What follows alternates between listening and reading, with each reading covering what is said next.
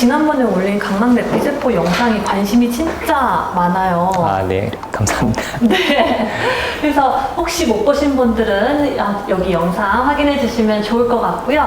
이번에는 환자 사례를 보면서 각막 내피세포에 대해서 조금 더 알아보면 어떨까요? 한 2년 전에 40대 여자 환자분이 한 분 오셨어요. 10년 전에 강남에서 안내렌즈 삽입술 받으신 분인데 갑자기 안 보인다 하고 오셨어요. 갑자기요? 네, 그래서 사진 보시면 렌즈가 아래쪽으로 빠져 있죠. 홍채 부위를 렌즈가 꽉 잡고 있어야 되는데 홍채가 망가지거나 렌즈 다리가 망가지는 경우에 이게 렌즈가 빠지게 됩니다. 습관적으로 눈을 비빈다든지 아니면 눈을 맞았다든지 이런 경우에는 이렇게 안내 렌즈가 탈구될 수 있습니다. 네. 그럼 이렇게 탈구되면 어떻게 해야 돼요, 선생님? 이제 환자의 나이, 그 다음에 남아있는 내피세포의 개수, 홍채가 튼튼한지 다시 렌즈를 잡아줄 수 있는지, 인공 렌즈의 상태가 괜찮은지 이런 거를 종합적으로 봐서 괜찮으면 그 자리에 다시 걸어줄 수 있고요. 그런데 이제 저희 병원에 오신 환자분 같은 경우는 이미 내피세포 수가 감소하기 시작했어요. 그래서 1890개 정도로 오셨거든요. 그래서 이분은 어쩔 수 없이 렌즈를 제거하게 됐습니다. 정상 범위가 어느 정도인데요? 저희가 이제 40대면 그래도 2,500개 이상은 나와줘야 되죠. 네. 그래서 이분 같은 경우도 반대쪽 눈은 2,500개고 렌즈 빠진 눈은 1,890개 이렇게 측정되고 있습니다. 네. 그럼 렌즈 탈구가 아니더라도 각막 내피세포 수가 많이 줄어들면 렌즈 제거를 좀 고려해 봐야 될까요? 그렇습니다. 그래서 딱 몇 개에 딱 빼야 된다 이런 거는 사실 의사마다 약간 기준이 틀릴 수는 있고요. 딱 절대 수치 뭐 2,000개, 1,800개 이런 식으로 보는 것도 있지만 전체적으로 추세적으로 좀 파악을 해야 돼요. 그래서 예를 들어 지금 개수가 2,000개인데 10년 전에 예를 들어 3,500개였다.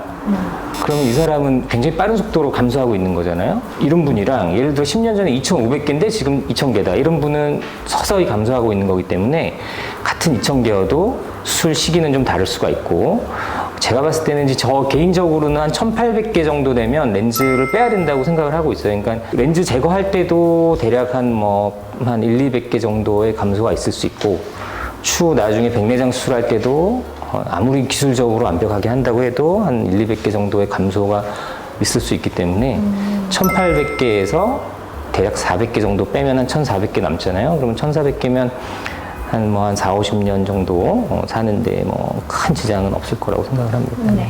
그럼 렌즈 제거 수술은 어떻게 진행이 되나요?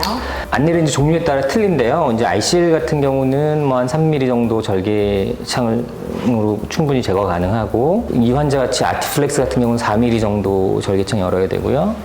옛날에 쓰던 아티산 렌즈 같은 경우는 6mm 이상 크게 절개창을 열어야 되고요. 내피세포가 많이 줄어있는 사람을 수술한다는 가 이제 의사 입장에서도 굉장히 이제 심적인 부담이 되는 수술이긴 하지만 기술적으로는 다른 고난이도 수술에 비하면 이게 이제 수술적으로 기술적으로 아주 어려운 그런 수술에 이게 해당되지는 않습니다. 그럼 수술하고 나서 주의사항은 무엇이 있고 또 일상생활에는 어떻게 복귀할 수 있는지 알려주세요, 선생님. 네, 한 2, 3일 정도는 좀 쉬시는 게 좋고요. 그 다음에 이제 세수나 눈에 물 닦고 머리 감고 이런 거는 일주일 정도 후에 할 수 있고 운동이나 이런 거는 이제 한 달 후에 하게 됩니다.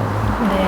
근데 또 이분은 보니까 백내장 수술을 그 이후에 받으셨더라고요. 네, 이 환자 같은 경우는 일단은 한쪽 눈에 아티플렉스 렌즈 제거하고 반대쪽 눈은 계속 갖고 있었고요. 그래서 이제 이런 경우는 좌우 시력 차이가 너무 많이 나기 때문에 안경을 사실 낄 수가 없어요. 그래서 렌즈 제거한 눈은 소프트 렌즈를 끼고 2년을 지냈어요. 그랬는데 고도근시 아니다 보니까 또 백내장이 확 진행이 되더라고요. 그래서 어쩔 수 없이 이제 백내장 수술을 이제 40 중반 정도 이제 진행하게 되었고요. 자기 눈과 가장 비슷한 이제 알코온의 페노프틱스 클라리온이라는 3중 다초점 렌즈 삽입술을 했고요. 지금은 최종 시력이 이제 1.0 측정이 되고 있고요. 엄청 좋아지셨네요. 네, 그래서 이제 안내 렌즈 갖고 있을 때랑 동일한 그런 시력을 갖게 되었고요.